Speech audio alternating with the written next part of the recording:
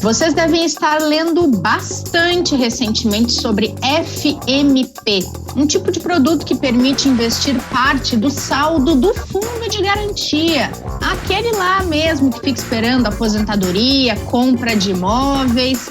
Então a gente vai explicar hoje o que são esses fundos mútuos de privatização. Vamos falar das expectativas também para o Fórum Econômico de Davos e a agenda da semana.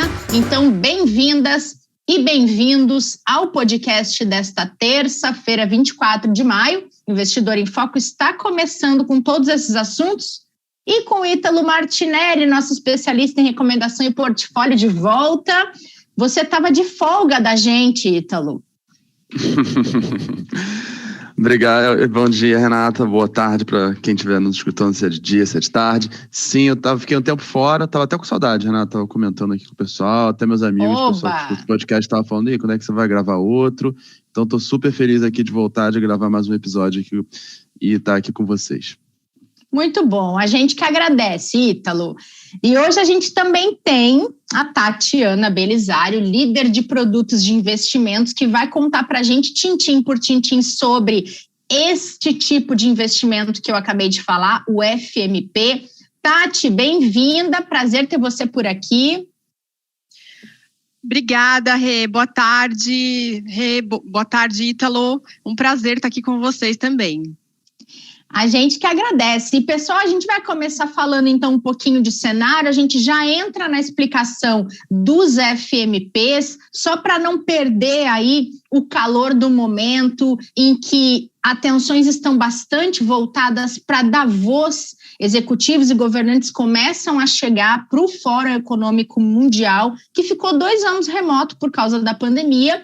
E aí, Ítalo, queria saber de você quais as expectativas do mercado para essas discussões, também para a participação do Brasil. Sempre sai coisa importante de lá, né? Sim, acho que primeiro ele é um fórum que é super importante, porque a gente tem empresários ao redor do mundo inteiro, a gente tem vários economistas renomados, economistas de banco, economistas-chefes de bancos, economistas-chefes de casas de research internacionais, a gente tem também os líderes das principais economias mundiais, a gente tem ministros das fazendas, presidentes, banqueiros centrais, então todo mundo sentado naquele mesmo fórum discutindo exatamente uma visão mais estratégica sobre o futuro da economia mundial, discussões também sobre o comércio. Então ali é super importante para a gente ter uma visão aqui de diretrizes que a gente tem para a economia mundial. Assim, a gente, como você falou, né, a gente ficou um tempo, o Fórum Econômico ele ocorreu nos últimos 2 anos, mas de forma remota. Então agora o Fórum está voltando de forma presencial, mas com um cenário bem diferente da última vez que esses economistas e todos esses líderes se reuniram fisicamente, tá, Renata? Aqui a gente tem uma matriz de risco bem diferente, né?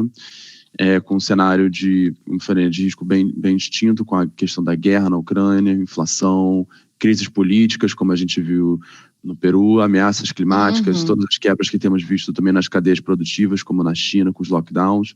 Adicionalmente, o fórum começa semeado agora por um certo temor que é referente à economia americana. Vários economistas de casas de research internacional têm sinalizado recentemente sobre uma possível recessão nos Estados Unidos no médio prazo. Isso não é uma coisa que a gente enxerga por curto, mas a partir de 2023 existe alguns economistas já sinalizando a possibilidade dos Estados Unidos começar a entrar em recessão técnica. Então isso também é uma coisa que está pairando muito as discussões do fórum. Inclusive, nesta segunda-feira dessa semana, não foi divulgado um relatório conjunto de diversos economistas-chefes de grandes bancos e empresas de research internacionais, sinalizando toda essa expectativa de uma projeção de atividade econômica mais fraca, maior pressão inflacionária, queda de salários reais e maior insegurança alimentar globalmente em 2022. Então, como eu falei, o fórum ele volta com um cenário bem distinto da última vez que ele tinha se reunido presencialmente. Agora, qual o espaço do Brasil, né, nessa discussão, né? Acho que de forma geral, Renata, quando a gente pensa aqui no Brasil, acho que a visão dos investidores e economistas mundiais nesse momento é positiva para o Brasil, tá? Eu acho que devido a essa visão otimista, né, com o preço das commodities, a gente sabe que petróleo e minério de ferro são commodities que estão em alta e são matérias-primas que nós temos bastante abundância e fazemos de exportação para o mercado internacional. A gente também tem uma visão aqui, existem os economistas e investidores, uma visão positiva sobre o papel que o Brasil ocupou com o vácuo deixado pela Ucrânia e Rússia devido à guerra entre os dois países, acabou abrindo um espaço ali para o Brasil também que foi ocupado, e cada vez eu acho que também os economistas têm uma visão um pouco mais clara sobre as questões da eleição e tendo menos temor sobre possíveis resultados da eleição no Brasil, né? Então, eu acho que o principal papel do Brasil, dos agentes brasileiros que estão atuando nesse fórum, é participar do fórum, né, com as nossas principais lideranças políticas, visando dar segurança de que o Brasil, de fato, está num caminho positivo e que o Brasil é, sim, a possibilidade de um case de sucesso para os investidores internacionais por médio e longo prazo, visto todos esses pontos que eu mencionei, tá? Boa. Começa no domingo, né, Ítalo? Isso. Bom, você tocou num ponto que o fórum vem presencial novamente, dentro de um contexto em que as discussões político-econômicas também estão muito voltadas para os desdobramentos do conflito entre Ucrânia e Rússia. E aí queria tocar num outro ponto com você que atinge diretamente a economia, que foi essa manifestação da ONU alertando para um possível colapso na alimentação global. E isso tem muito a ver com o fechamento de portos ucranianos e de outras possibilidades de exportação e importação de commodities. E é um conflito que tem atingido diretamente produção de grãos, soja, girassol, entre outros. Dá para dizer que é um impacto global que está crescendo muito, né, Ítalo? Sim, com certeza. Acho que assim, quando a gente fala da guerra, qualquer guerra, na verdade, né? Não só da Ucrânia, mas acho que da Ucrânia, principalmente pela questão ali dos países ocidentais, também da OTAN, estarem transportando também armamentos para a Ucrânia. A gente sabe que vários países têm financiado os esforços de guerra da Ucrânia. Isso gerou ainda mais impacto quando a gente fala de logística, como eu estava mencionando, qualquer guerra tem uma questão de logística, porque a Rússia, ela de fato tentou minar ao máximo toda a estrutura logística da Ucrânia para impedir essa entrada de armamento, só que quando você faz isso, você impede também a saída de alimentos, né? Então, qualquer guerra, ela tem um impacto na logística, e a guerra da Ucrânia não é diferente, tá? Junto a isso, acho que os próprios embargos, né, sobre a Rússia impedem também a exportação de grãos e outras matérias-primas importantes para a agricultura fornecidas pela Rússia, como fertilizantes. Eu acho que isso também é um ponto que é parte da guerra que tem que ser mencionado. Nesse momento, só para você ter noção, Renata, o governo ucraniano já sinalizou que ele tem aproximadamente 25 milhões de toneladas de grãos que estão presas e não conseguem deixar o país, né? Nesse momento, o principal problema, de fato, são os portos que estão bloqueados no Mar Negro pelos exércitos russos, tá? Inclusive, as próprias autoridades ucranianas já sinalizaram que essa questão de você ter tantos grãos que estão armazenados sem conseguir escoar, isso gera um problema até já para a próxima colheita, porque a próxima colheita ela não vai ter espaço para armazenamento. Claro. Então, aqui a gente já está discutindo um ponto que afeta nesse momento e já a próxima colheita do ano que vem, né? Nesse momento, a principal forma que os ucranianos estão utilizando para exportar os seus grãos é através da Romênia. Então, eles transportam ali pela Romênia e exportam os grãos. Mas, como eu falei, como a Rússia está buscando bombardear várias partes da infraestrutura russa, até isso já está altamente complicado. Como você falou, né, sobre a ONU, né, o secretário-geral da ONU, Antônio Guterres, ele sinalizou que o problema da segurança alimentar global não vai ser resolvido sem o restabelecimento da produção agrícola ucraniana no mercado mundial. Então, ele sinalizou a importância vital que a Ucrânia tem aqui, porque, assim, de fato, quando a gente pensa em grãos, os grãos eles estão inseridos em praticamente tudo da cadeia de alimentos, desde o pão que a gente come no nosso café da manhã, até a ração dos próprios animais. Então, os animais precisam de grãos para poderem fazer todo o processo de crescimento, o processo de engorda. Então, você tem aqui, os grãos eles estão inseridos na cadeia inteira. Então, o impacto para isso daqui, quando a gente olha, é o encarecimento dos alimentos, que a gente já está vendo a nível global, todo esse processo inflacionário, e potencialmente essa insegurança alimentar que o confronto está gerando, isso pode durar, alguns economistas já sinalizam que isso pode durar anos, da gente demorar talvez até final de 2024, até 2025, para restabelecer completamente toda a cadeia produtiva alimentar global. Nossa, é muito sério mesmo, Ítalo. Bom, a gente vai monitorar. Diga. Desculpa, só um complemento aqui. além de ser um cenário, assim, beirando a palavra muito ruim, quase catastrófico, quando a gente pensa, e ele é um cenário que é muito desigual, né? Porque ele afeta cada região de forma diferente. Então, regiões como na própria América Latina vai ser uma região muito afetada por essa insegurança alimentar, a África subsaariana, a África como um todo, né? Então, assim, é um cenário ruim e é um cenário muito desigual. Com certeza, e assim, é um dos exemplos que estão mais em evidência hoje a respeito dos desdobramentos desse conflito, né, Ítalo? Tanta coisa, quanto mais ele se prolonga, mais coisa a gente acaba tendo conhecimento e mais impactos negativos vêm vindo à tona também, né? Exato. Quanto mais tempo o conflito dura, mais as matrizes de energia são afetadas, matrizes de alimentos, e cada vez mais a gente vê como, de fato, as cadeias produtivas elas são interconectadas no mundo e quando mexe uma peça no tabuleiro, você gera um conflito que impede uma cadeia produtiva de continuar da forma que ela é feita, você vê como é que isso vai desmoronando e vai afetando diversas regiões ao redor do mundo devido a toda essa interconexão. Com certeza. Bom, a gente vai atualizando semanalmente esse assunto aqui no Investidor em Foco. Vou trazer a Tati para a nossa conversa, que a gente prometeu falar um pouquinho de FMP, um assunto que tem aparecido bastante em imprensa especializada em investimentos, em alguns veículos, portais, blogs, perfis. Tati, explica para a gente, então, do começo, o que são esses fundos mútuos de privatização? Vamos lá, Rê. Bom, o FMP, a sigla aqui para o Fundos Mútuos de Privatização, é uma modalidade de fundo criada para permitir o investimento dos recursos do FGTS em ações de empresas estatais em processos de privatização. Então, até hoje, a gente teve dois diferentes tipos de fundos FMP. Um deles no ano de 2000, por ocasião da privatização da Petrobras, e em 2002, na privatização da Vale do Rio Doce. Que interessante, né? Uma forma de não deixar o dinheiro todo parado no fundo de garantia, né? Exatamente, é isso aí. E Tati, você falou que é criado quando alguma estatal é privatizada. Então, são investimentos que começam a partir de uma oferta pública, certo? Exatamente, Rê.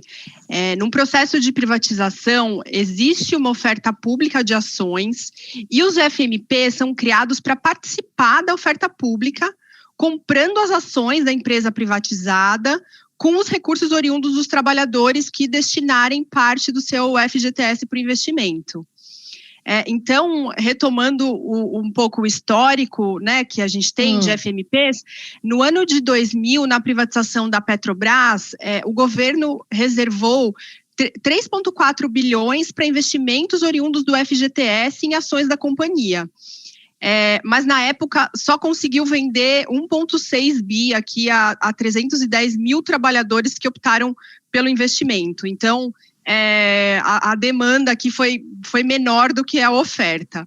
Já foi o primeiro, depois, né? Isso, foi o primeiro.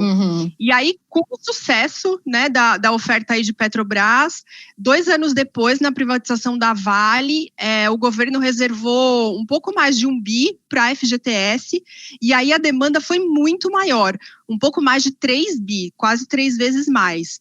E aí teve um rateio nessa oferta, e 718 mil trabalhadores conseguiram fazer o investimento aí via FGTS. Mais que o dobro, né? Mais que o dobro. Tá, e Tati, se tratando de FGTS, a gente sabe que é o fundo que o dinheiro que a empresa paga pelo trabalhador nesse fundo é todo cheio de regras, né? Não dá para sacar por qualquer coisa. A pessoa ou ela tem que ter sido demitida, ou ela tem que comprovar que está comprando um imóvel, ou então ela vai resgatar lá na aposentadoria. Então, não é um dinheiro que a qualquer momento a pessoa vai lá e tira. Tem muita regra, por exemplo, quando surge um FMP para poder investir o FGTS lá? Olha, Rê, cada oferta de FMP pode ter uma regra específica, né? Então, retomando aqui o que a gente teve já da Petrobras, por exemplo. Lá no FMP da Petrobras, os trabalhadores podiam investir até 50% do saldo do FGTS nesse fundo. E aí, para resgatar esse investimento, né, tirar os recursos do FMP, era necessário aguardar o período de 12 meses para fazer essa movimentação. Então, pode ser que tenham regras diferentes para cada FMP aí. Porém, uma regra única aqui de todos os FMPs é que no resgate os recursos retornam ao FGTS. Bom, isso aí é bem importante, porque então a pessoa não vai poder usar um FMP como uma ponte para resgatar uma parte do FGTS, né? Quando ela não quiser mais estar no fundo, ela tem que devolver o dinheiro. É isso mesmo. Ao optar pelo investimento no FMP, os recursos saem do FGTS para o FMP e no resgate eles retornam ao FGTS. Então não dá de fato para ter acesso ao dinheiro, né, pelo FMP. O resgate do dinheiro continua obedecendo às regras do FGTS, né? Então, como na compra de um imóvel, ou demissão, ou aposentadoria, né? As regras básicas ali do FGTS. Perfeito. Tá, e como é que a pessoa sabe quando vale a pena tirar uma parte do dinheiro do FGTS e colocar no FMP? É um tipo de produto que tem o seu risco, né? Enquanto o FGTS, mesmo que renda tão pouquinho, não tem risco, né? Quer dizer, tem menos. Com certeza, Rê. Assim, o investimento num FMP é um investimento em ações, né? Uhum. Então, você está sujeito aos riscos ali do mercado de renda variável. Então, essa decisão de investir no FMP é uma decisão muito pessoal que tem que ser baseada ali no perfil de investimentos de cada um. É necessário principalmente avaliar se você está disposto a ter perdas aí no curto prazo, né, com possibilidade de ter maiores retornos aí no longo prazo. Então, acho que para exemplificar aqui um pouco, de novo, né, se olharmos a rentabilidade histórica aí do nosso maior fundo de FMP de Petrobras, a rentabilidade dele, desde o início até hoje, foi de 715%. No mesmo período, o Ibovespa rendeu aproximadamente 510%. Então, colocando em valores, né, para ficar mais didático aqui, se o trabalhador investiu lá R$5.000 no FMP de Petrobras em 2000, hoje ele teria mais ou menos 35.750. Se esse dinheiro tivesse ficado no FGTS, ele teria aproximadamente R$8.000. Nossa, é muita diferença.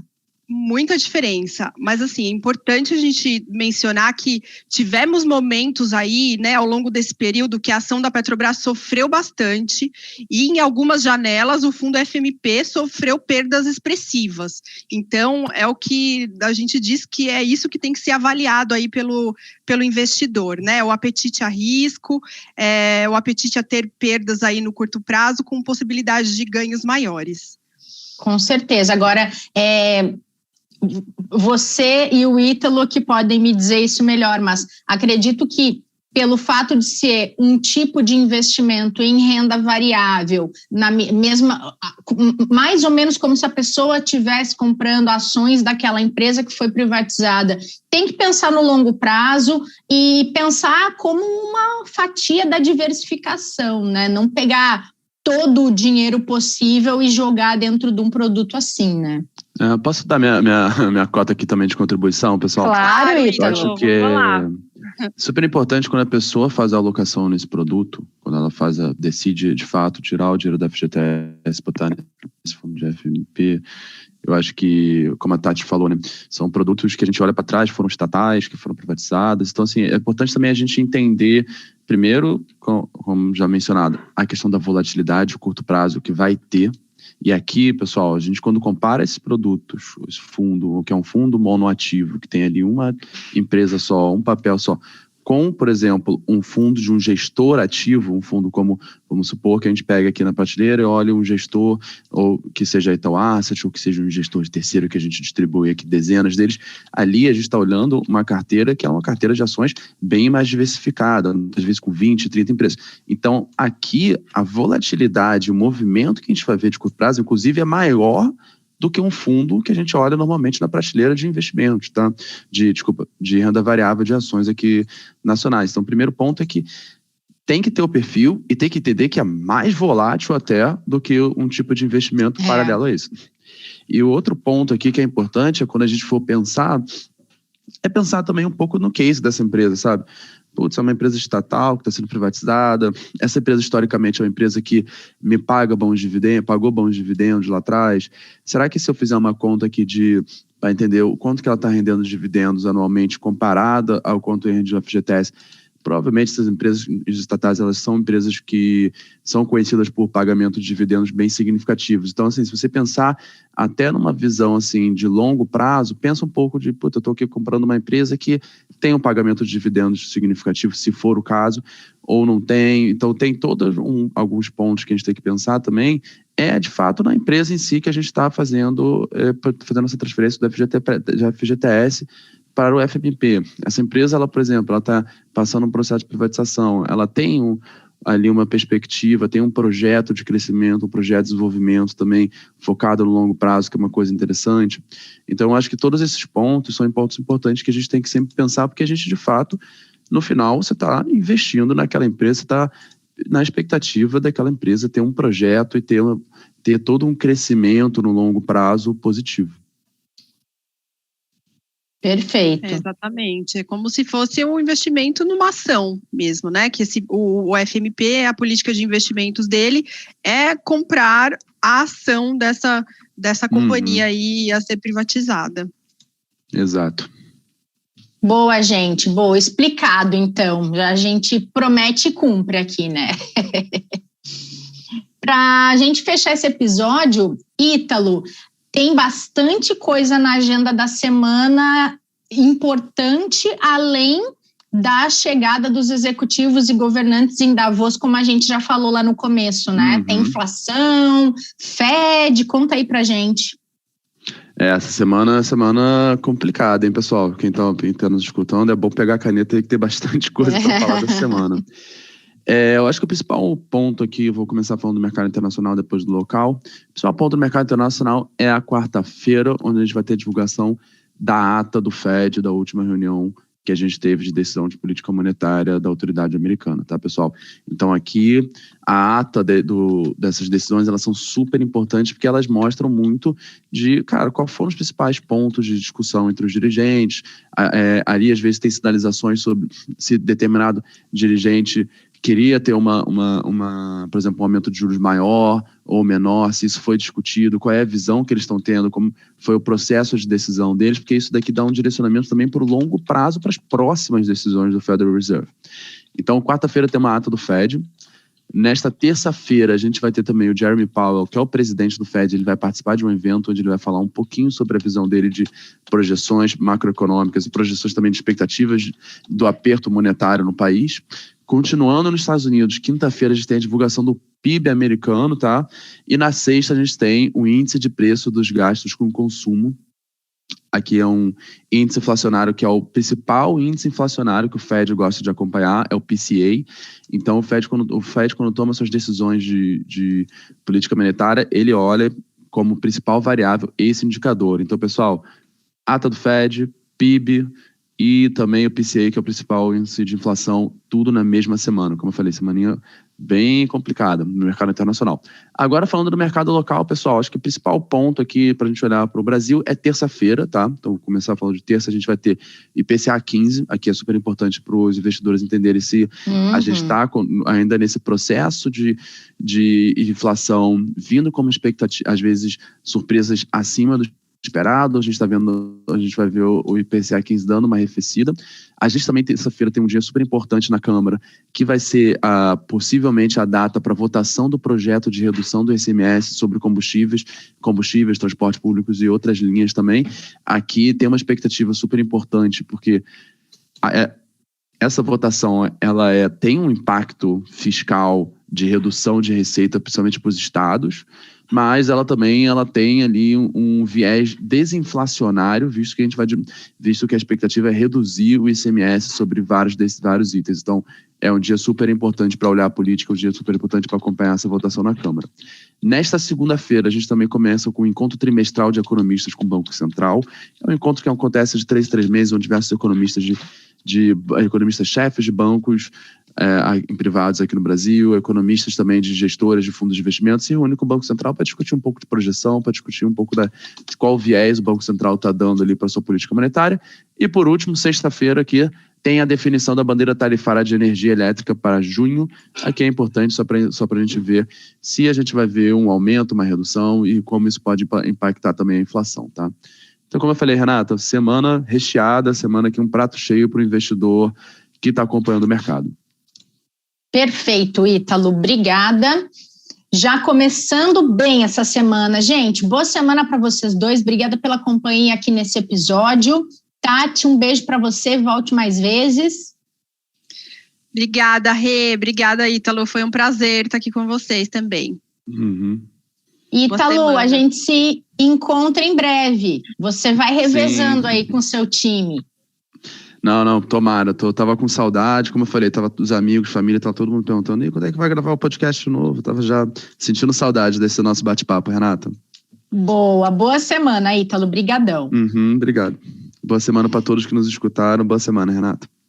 Valeu, e obrigada a todo mundo que acompanhou mais esse episódio nessa terça-feira, dia 24 de maio. A gente espera vocês no episódio de quinta, que tem novidade, que vai ter também transmissão em vídeo. É um videocast que você vai poder acompanhar tanto no YouTube como na sua plataforma de podcast preferida. Então esperamos vocês na quinta-feira. Ótima semana para todo mundo e até lá.